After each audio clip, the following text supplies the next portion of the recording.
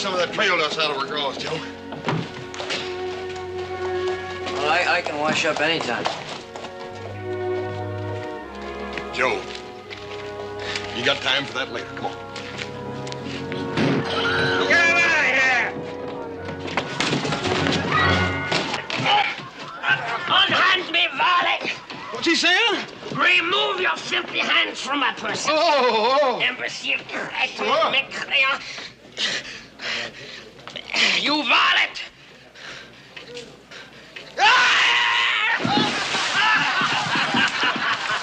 You know, that wasn't very nice.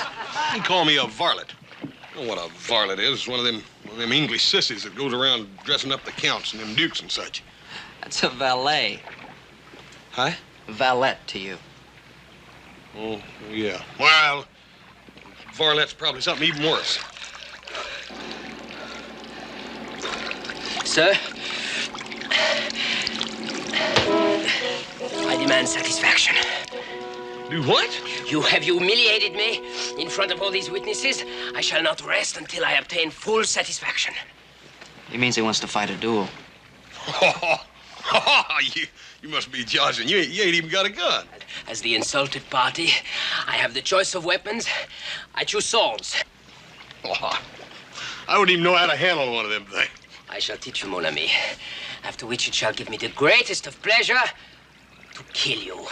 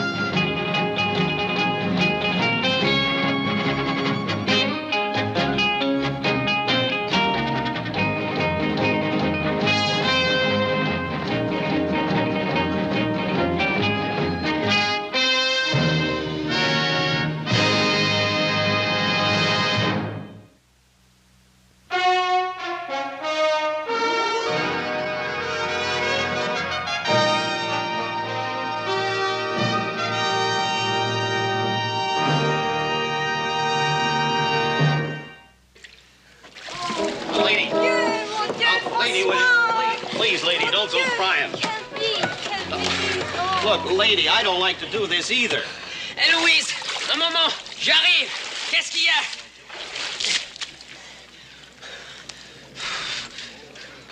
I've got nothing against you at all. Not a thing in the world, mind you. It's just, well, it's him. J'arrive. Qu'est-ce qu'il y a? Qu'est-ce qu'il y a? Hey, Jim, what's the matter? What's the matter? Well, you boys have been out of town, but let me tell you, this flea-bitten little Frenchman is the worst pest that ever came. If I am bitten by fleas, monsieur, it is only because the beds in your pigsty are full of them. François, je t'en prie, fais-lui une apologie. Apologize. Never. Oh, doesn't she talk pretty, Hoss? Yeah, she sure does. Yeah. Well, boys, this varmint's been thrown out of every hotel and boarding house in this town. Ever since he got here, he's been writing them poems. Poems? Well, that's what he calls them. Prints them, then he posts them up on walls and hitching racks, and Here, look here, Hoss. Look. Shunned like the plague by all you hold dear this pest hole which calls itself the palace. Better far to perish to cross the desert alone. This barn is not fit for man nor coach on. Butcher. Better to spend the time killing the roaches in your plague-ridden bistro than murdering my rhymes. The word is pronounced cochon. What's that? Oh, that's French, Hoss. Probably means coachman, you know, like Jolly Jones drives the stage. Yeah. Permit me to correct you, monsieur. The word signifies pig or hog. But when I say that this barn is not fit for even them, I am insulting the whole family of pigs. Hoss, I thought you were my friend. Oh, Jim, I am. It just struck me funny, that's all. Funny. Oh, François, what are we to do? I will think of Come on, something. Joe. Let's go get a beer. Do not worry your little head, sister. Oh, François. Excuse me, did you say the little lady was your sister? Mais certainement. It's plain to see she's not my brother. It's good to know you, Joe. It would have been a distinct pleasure to kill you, monsieur. But since my sister and I can find no shelter in this barbaric village, we are compelled to take the next coach to San Francisco. My brother and I just brought some cattle up to the high country. That road's been closed by a landslide. At least a week before a stage can get through there. Oh, Francois! Well, look, miss, since you have no place to stay here in town, I wonder if you might not accept my invitation to put up with us out at the Ponderosa. That's our ranch. Hey, Joe, don't you think we ought to talk to Paul about it first? Oh, what do you mean, talk to Pa? I mean, this is exactly what Pa would want us to do. Charlie doesn't want some strangers leaving our little town with a low opinion of our hospitality. Hospitality? Joe, do you hear that? That little fellow wants to kill me. Oui, monsieur. I shall be delighted to accept, monsieur. You are so very kind, monsieur. How can I ever repay you?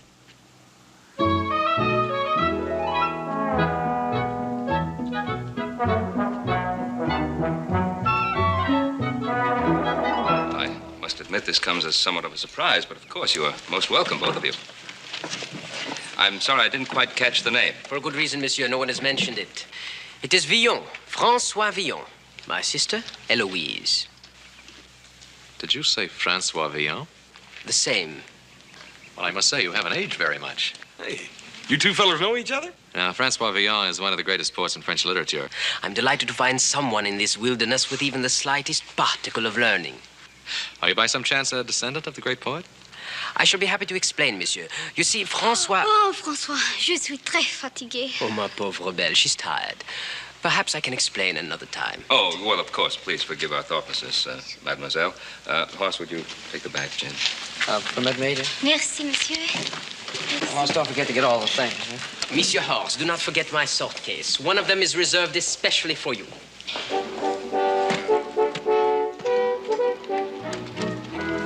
What does that mean? Oh, I neglected to tell you. How stupid of me. It is a painful necessity, but I fear there's no way it can be avoided. I must obtain satisfaction from your son. Monsieur? Monsieur?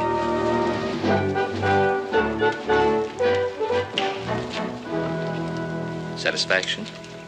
From Horace? Écoutez bien, monsieur. To make the omelette light and fluffy, instead of heavy and greasy as these eggs were, you beat the whites and the yellows separately. Add a touch of basil, the veriest soupçon of parsley. And perfection, voila. Mr. Cartwright? Hopsing. Mr. Villon and his sister are our guests. Now, they'll be staying with us until the stage can get through to San Francisco. Until then, we shall try, in our poor and humble way, to make things as comfortable as possible for them. Okay. He stay here. He come in kitchen. Voila! All right, Hopsing. Shall we adjourn to the living room? He has a temperament, that one. Hopsing's been in our employ a long time. His cooking suits us just fine. Pourquoi non? It's a country of barbarians. Sans taste, sans delicacy. François, no! Don't worry, Eloise. We don't take what he says too seriously. But he takes himself, how do you say, très sérieusement. That is the big trouble. Ça suffit, hein? Trop de parler. François, je t'en prie. Tais-toi. Come on. Let's not have an argument, all right? Vous êtes très gentil, monsieur. Oui, il est très gentil, le pauvre garçon. Qu'est-ce que voulez-vous? Rien. No, look, I got a great idea. Why don't I take you outside and show you some of the ranch? It's really very beautiful. As a matter of fact, I'd like to show you the lake. Le lac? Oui, le lac. Yeah, what about it? Je serai enchantée, monsieur. Oh. Au revoir, François. Au revoir.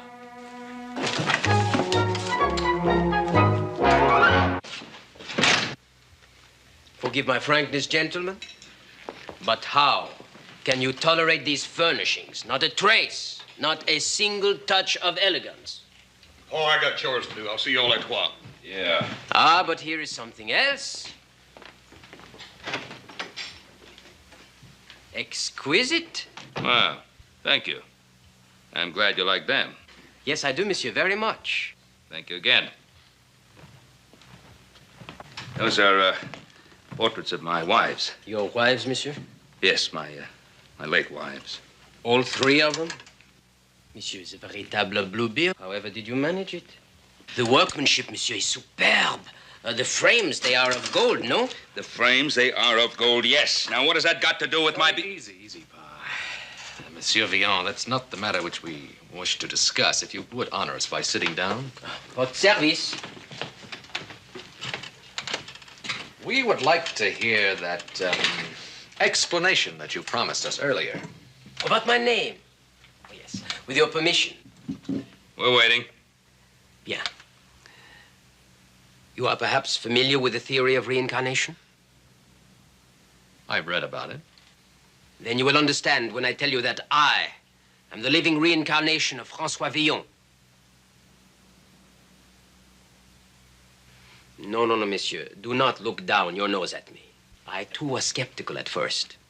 Now, you don't expect me to believe that... To give an instance, one day I reflected on the beauty of ladies, how quickly it fades, and I asked myself... Where are the snows of yesteryear? Précisément. Imagine my surprise to learn that the same words had been written 4 centuries earlier by a poet named François Villon. Now, what's so surprising about that? You probably heard the line somewhere before and it's stuck in your mind. Impossible, monsieur. My parents were ignorant peasants. I was what you call self-educated. But until that time, I had never read Villon. Proving what? Allow me, monsieur. Villon was born in 1431 at the time of the harvest. I was born in the year 1831 at the time of the harvest, exactly 400 years later. Another coincidence. It's much more than a mere coincidence. Everything that Villon had done, I found that I had done or was about to do.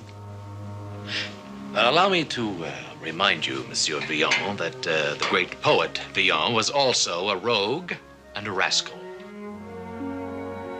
And what does monsieur mistake me for? An honest man? What do you want us to mistake you for, a thief? I prefer to say that I am above petty bourgeois moralité. Villon killed a man and was condemned to be hanged. Exactly the same shall happen to me. One cannot change one's nature nor one's destiny. It is written in the stars. All right. Now, let's, for argument's sake, assume that you are sincere about being this Francois Villon brought back to life. Now, that does not concern me. However, what does concern me is my son Horst. And I am hoping that when you demand this so-called satisfaction of yours, that you are not thinking of some such ridiculous idea as a duel. Mais précisément? What did Horst do to him? Do? D'où, monsieur? D'abord, je n'ai pas l'habitude de prendre un bain devant tout le monde avec mes vêtements à 8 heures le matin dans le centre de la rue. What did he say? Something about taking a public bath in the middle of the street. Look, Mr. Villon, you have reached the end of my patience. Now, I advise you to get this silly idea of a duel out of your head, or I shall have to ask you to get out of this house. And if you do, monsieur, you will simply be speeding your son's tragic denouement. You must understand, it is fate. Kismet.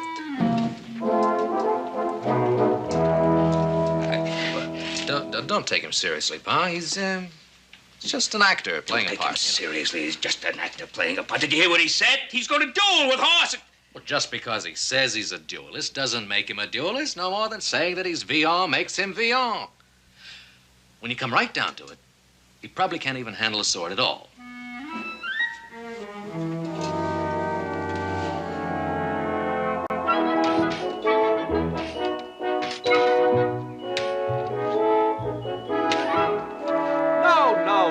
No, not like that. Now, look, try it again, huh? Hey, look, will you learn to stand sideways? You're too big a target this way.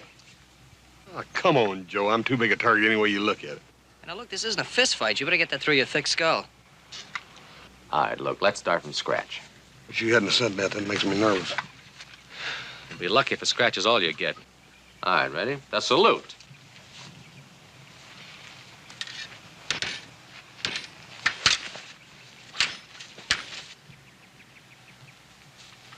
feel so dadgum silly. En garde. No horse. Try to imitate Joe. Adam, on Joe, it looks good. I ain't got the figure for it. See here? Well, don't worry about your looks. Just keep your side turned towards him, watch his sword point. Side to him and point the sword.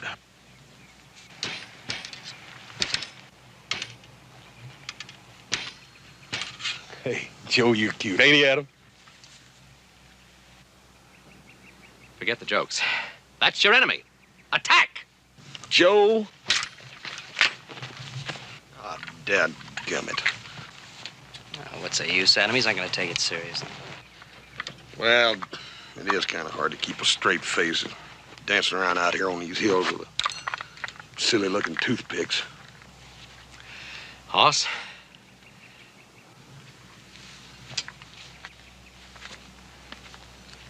I want you to think. Concentrate. Now, these toothpicks, as you call them, are larger than bullets, right? Yep. Now, if a bullet passes through you, you're liable to kick the bucket, aren't you? Sure. Anybody knows that. Or not. If this toothpick, which is larger than a bullet, were to pass through a man exactly the same way, it could do an equal or greater amount of harm, right? Yeah, right. Especially if the man who's aiming it at you were standing less than 5 feet away and knew exactly where to puncture you so it'd do the most damage. It's like getting shot at close range, wouldn't you say? Yeah. What are we doing standing around here? Come on here, Joe, and help me practice.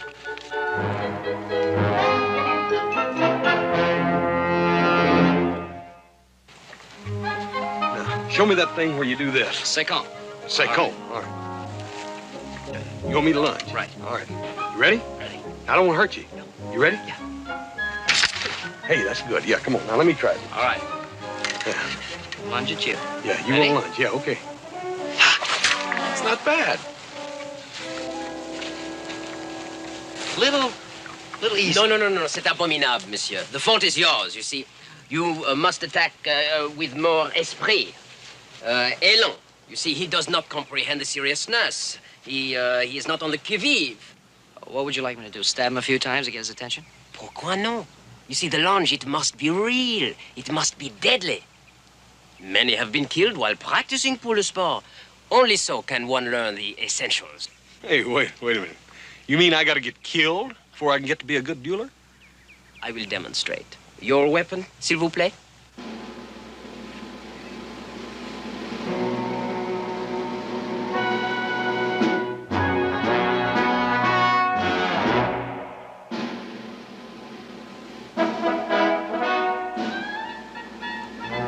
Now, for the seriousness. Attack in earnest. Insult the opponent. Chien. Gros cochon. Hey, I know what that means. En garde.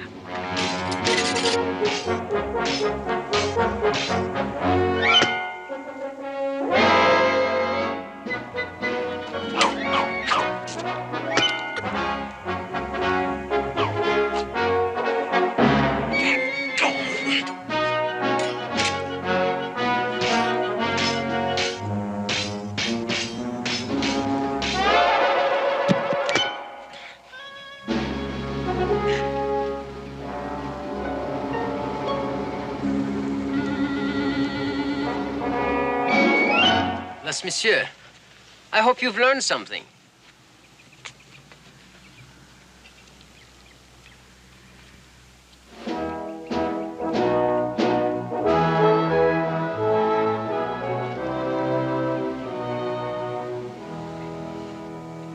Talk to his sister tonight, see if she can get him to call this thing off. Yeah, it may be our only solution. At least we'll have a full moon for it.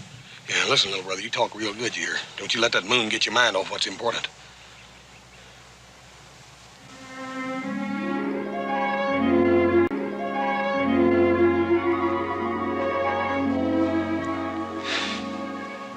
Now, Louise, you look beautiful in all this moonlight. You talk so pretty, monsieur. I could listen to you talk all night. Talk? Oh, you know, that reminds me. There was something I wanted to talk to you about. Why don't we go over there and sit down? Oui, monsieur.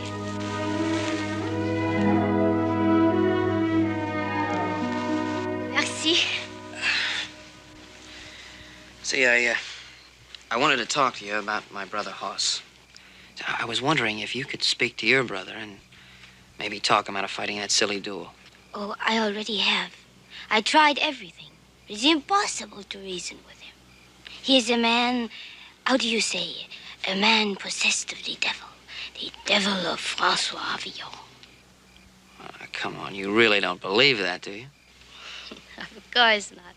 But he does, and that is important. You see, he thinks he is my protector. But in truth, I must be with him always to protect him from himself. Well, it isn't very fair to you. It doesn't give you a chance to live your own life. No. But I dream of it sometimes. It's only a dream. It's very beautiful here. It sure is. La lune Yeah, the moon. and le lac. And the lake. I'm sorry I don't speak your language better. I'm not as learned as my brother. Well, maybe I could teach you a few words.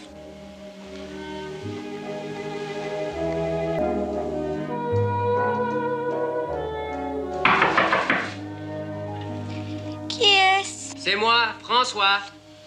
Oh, entrez.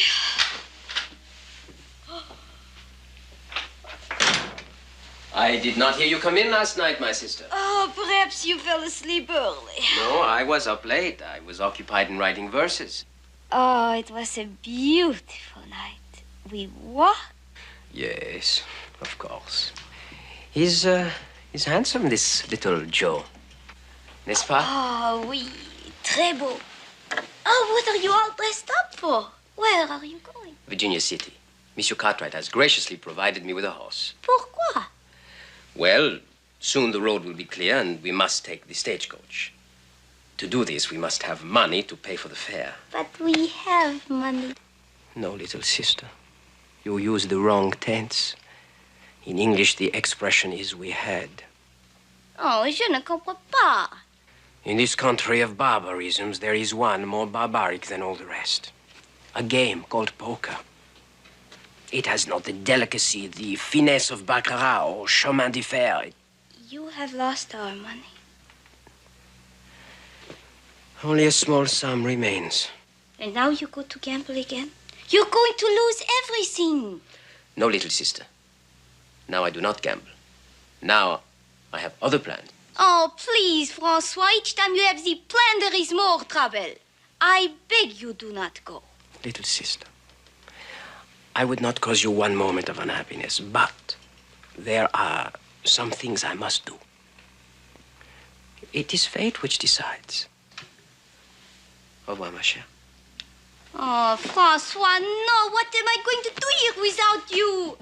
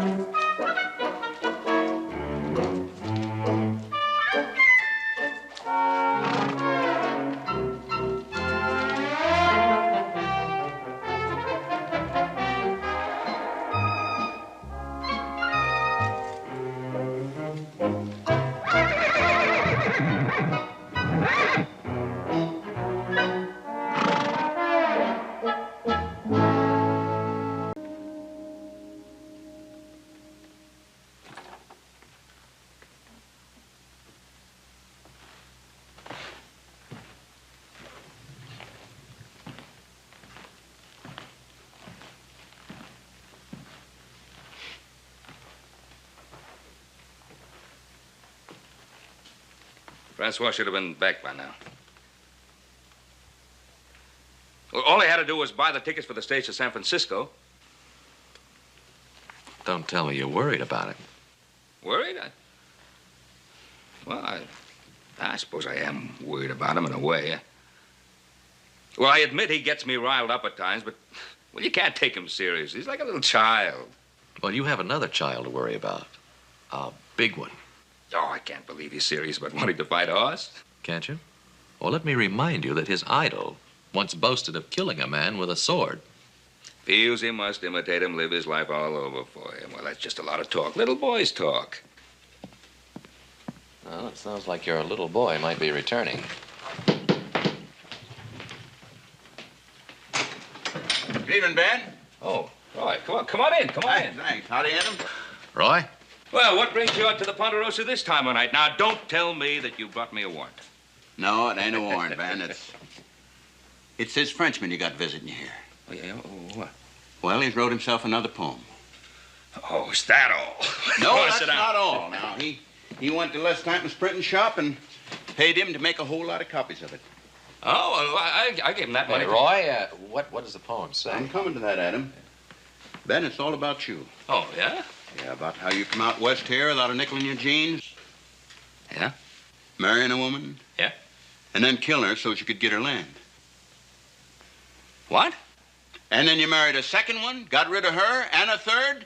Now, hold on there. That's what your friend says is the way you come by all this acreage that's now called the Ponderosa.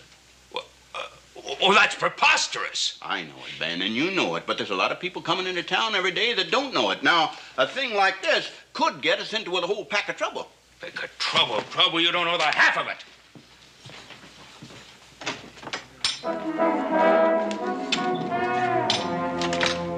Ah, bonsoir, monsieur. Bonsoir. Oh, bonsoir, you. Faking Frenchman. Now, take it easy, Pa. Take it easy. Remember what you said. He's just a little boy. He's not responsible for what he does. Now, when I want your advice, I'll ask for it. Ben, you get hold of yourself now. If you want this man locked up for libel, I'll take him into town right now. But I'm not going to stand for any violence, you understand? Violence? Sheriff, there's one thing I will promise you. There won't be any killing. Now, I'll admit that he gave you plenty of cause to get mad, but after all, he didn't commit any real crime. Crime? What do you call that poem? It's not the same as horse stealing, now, is it? I'm going to get back into town and pull them things down.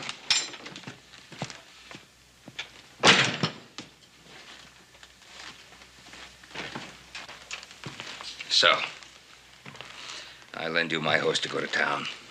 I feed you, I house you and your sister. I put up with your bad manners. I even put up with your threats to kill my son, and this is how you repay my hospitality. I perceive you already have knowledge of my humble offering, which is highly regrettable. I wished very much to surprise you. What purpose did you have in writing this? Purpose? Well, even your idol, Francois Villon, did not write without a reason. Whether it be to please some lord, or to obtain a pardon, or even to make money. Mais naturellement, I, too, write for money. But, Monsieur Adam, to be frank with you, it was my intention, when I wrote this poem, to sell all the copies to your father. Blackmail, huh? Call it what you choose, monsieur. Let's not quibble. I'm an artist. An artist? You're a scoundrel without an ounce of gratitude or talent. No talent. You can say this to me after you read my poem. I didn't have to read your poem. The sheriff told me all about it. Alors, you take the word of an illiterate, a peasant. You are afraid to hear what I have written. Monsieur Adam, would you do me the honor? It's your funeral.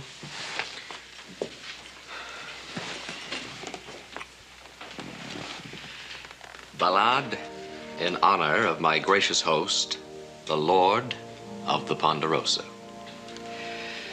France had her Gilles de Retz, Italy her Cagliostro.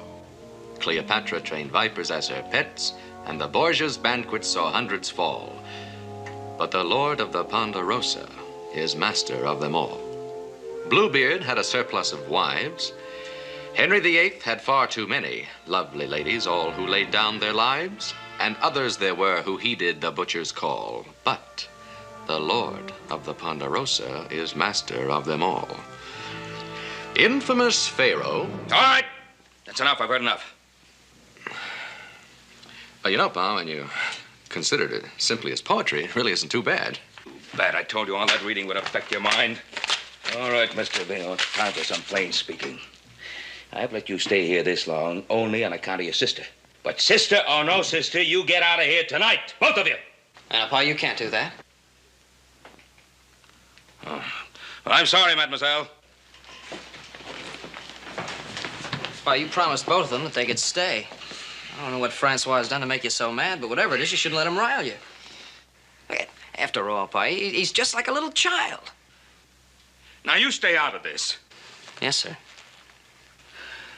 Excuse me, mademoiselle. I do not wish to expose you to this unpleasant scene.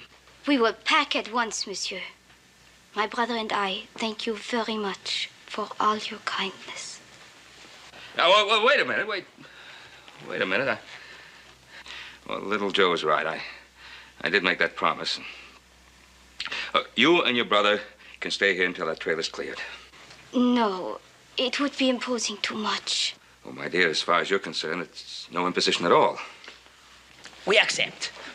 To leave now would be most inconvenient. I have some unfinished business. Now, look, if you're still thinking about that stupid duel of yours... Monsieur Cartwright, you have proven that you are a man of your word. I am a man of my word. Your son's insult can only be wiped out with blood.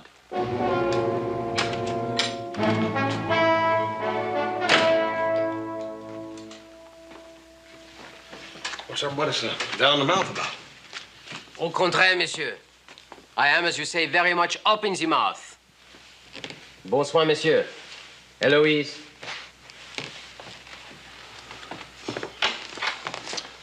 You all look like you've been to a funeral or something.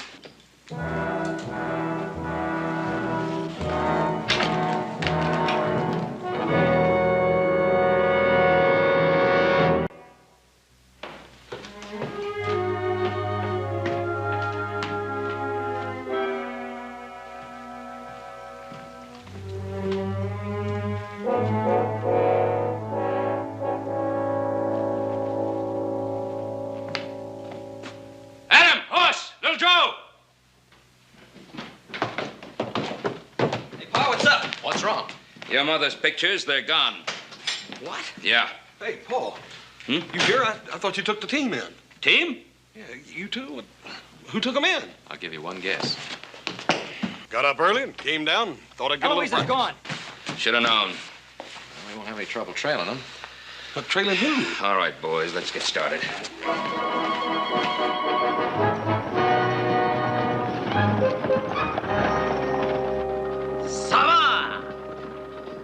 Do not be sad, little sister. In the great metropolis of San Francisco, you will meet gentlemen of culture and refinement. And you will soon forget this little Joe. I will never forget little Joe. That is what you say now. But where are the snows of yesteryear? I have only left for the sake of his brother, and for you, too, to keep you from trouble. Trouble? What have I got to do with trouble? It is for peasants. Vite! Vite, my beauties!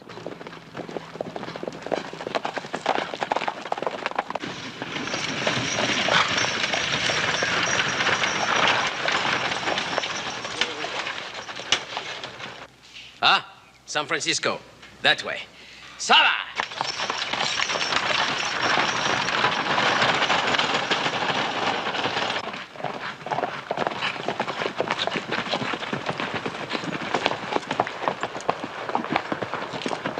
They took the road to San Francisco, all right. That fool, didn't he think we'd cut him off? You ever stop to think that maybe they wanted us to catch him? I told you all that reading could affect your mind. Yeah, I just been figuring, Paul. What are we chasing him for anyhow? Well, some family I raised. Come on, let's cut across the Arroyo and catch up with them.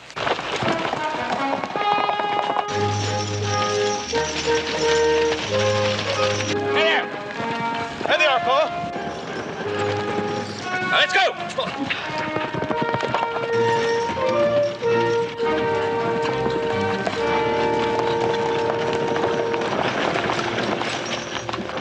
Gentlemen, what a happy surprise. Not in my wildest dreams did I hope to see you again so soon. I'll bet you didn't. Not in your wildest dreams. Little Joe, I can explain everything. Now, hold on, ma'am. You just wait just 1 minute here. Now, where are they? They? Yes, they.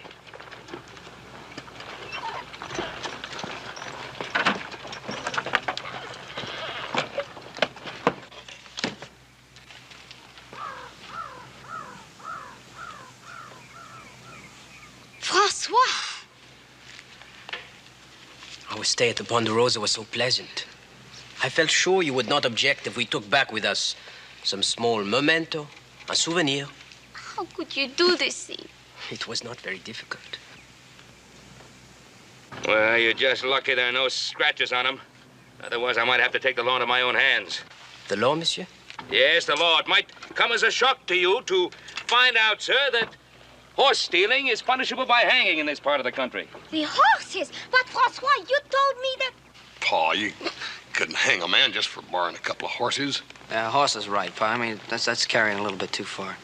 I'm afraid that decision is not up to us. You see, Pa made a solemn promise to Sheriff Coffey that he wouldn't turn him in unless he committed a real crime, and looks like this is it.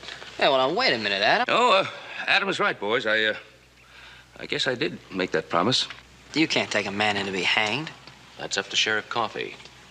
No Cartwright has ever set himself above the law. But Adam... No buts, boys. I gave my word. No. No. The great Francois Villon was also condemned to be hanged. Do you still continue to doubt, monsieur? Perhaps now you will agree that it is possible for a man to be inhabited by a spirit of one that has lived many years before. Perhaps. No. No, it's not true. Don't weep, little sister. One cannot escape one's destiny. It is fate. Kiss me.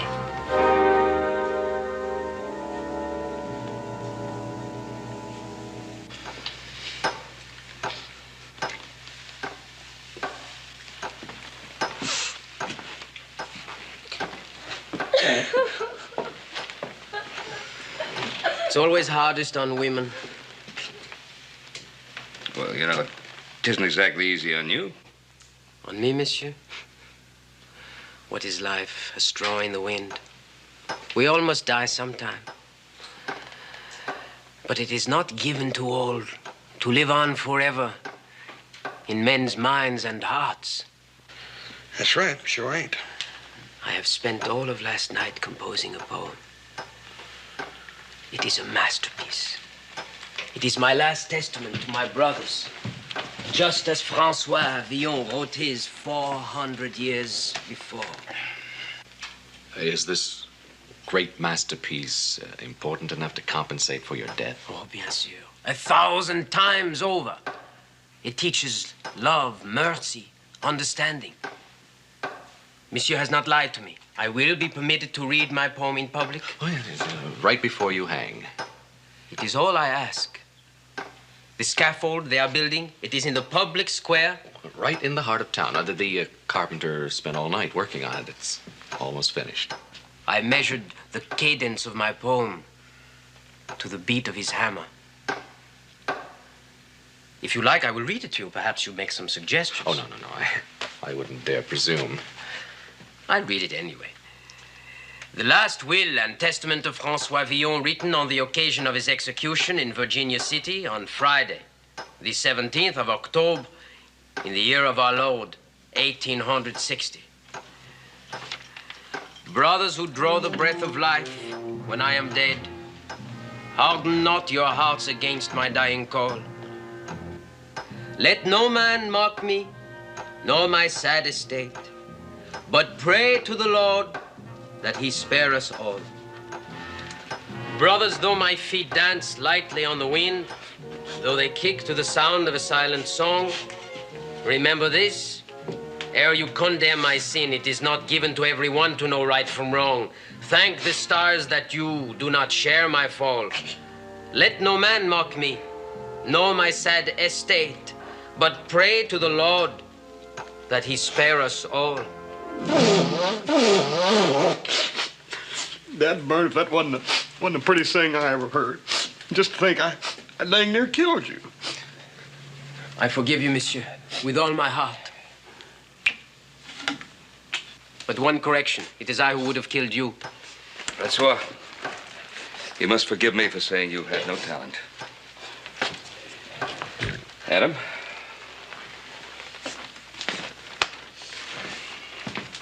Well, it's too bad you've got to die to prove it. That's the whole point, monsieur. I part with life in order that my words may live. One thing worries me, though. What's that, monsieur? I made a mistake? My English is no good? No, I was thinking about your sister. You frightened me for a moment, monsieur Adam. My sister? You think I have given her no thought? Well, You think I have not noticed how things stand between her and little Joe? Little Joe? After I'm removed from the scene, she and little Joe can be married. married. Francois, I don't know how to tell you this. Things being the way they are, I'd like to see you die happy. But you might as well know the truth. Little Joe is not the marrying kind. What? Even if he were, he's too young. Pa would never permit it. Horst, you got anything to add? Huh? Oh, yeah, well, seeing as how our only brother was hung for horse stealing, we couldn't have that in the family. No, people would talk. You mean he's been leading her on? He's a scoundrel? A roué? I challenge him to a duel! Hey, wait a minute. Ain't you forgetting something? You have a date with the hangman first.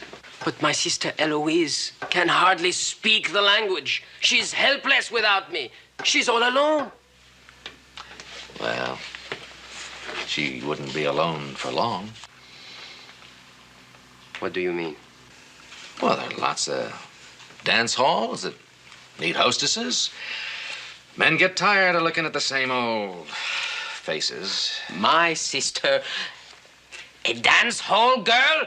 Doesn't matter that she doesn't speak English too well. Why, some of the men might like her even better for it. First thing you know, they'd all be calling her Frenchie. Chien. Chien, cochon! Hey, wait a minute. You don't want to hang for murder, too, do you? I cannot hang. I must provide for my sister. Well, under the circumstances, I'd say that's a bit difficult. Yeah, dang near impossible. But you must do something. You must help me. Eloise. Well, even if we could help you, what difference would it make? You can't escape your destiny. Sooner or later, your sister would end up in the same boat. No.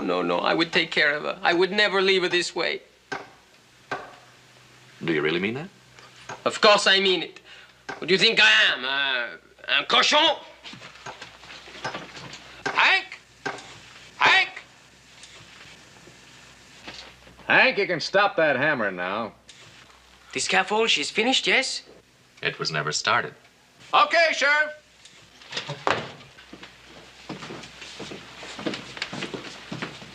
Sheriff, I think maybe you better tell him he's free. I don't think he'll believe me. Pardon? Well, you see, Francois, we promised the sheriff that we'd bring you in if you committed a crime, but we didn't promise him that we'd press charges. And if we don't press him, there isn't anything anybody can do to you. Yeah. Is this true? Yeah? And you? You kept me here? Cochon! Why didn't you not tell me they didn't press the charges? Because you did not ask me. Shall we get back to the game? Yeah.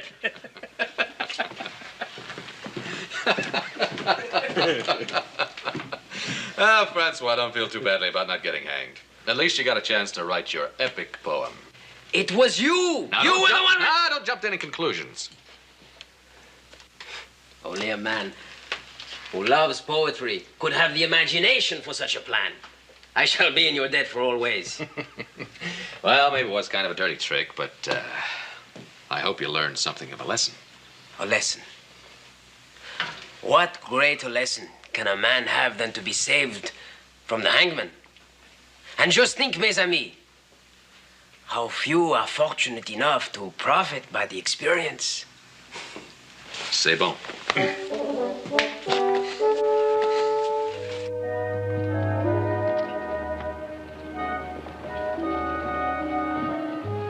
Don't you forget now, I'm going to write to you every single day. Et moi, cher. It will help me, like you do, talk the English. Talk. Now, is that all you ever want to do is talk? Au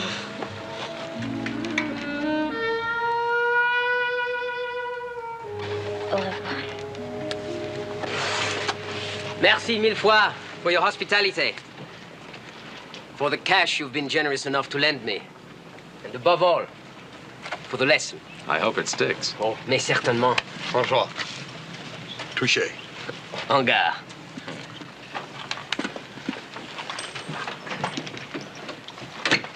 You cockrights.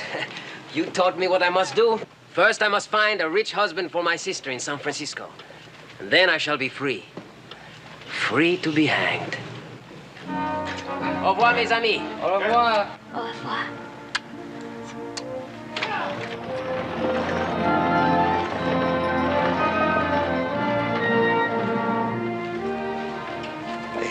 Do you hear what he said, Bo? Yep. You know, I have an idea that one day he'll succeed. It is fate. Kismet.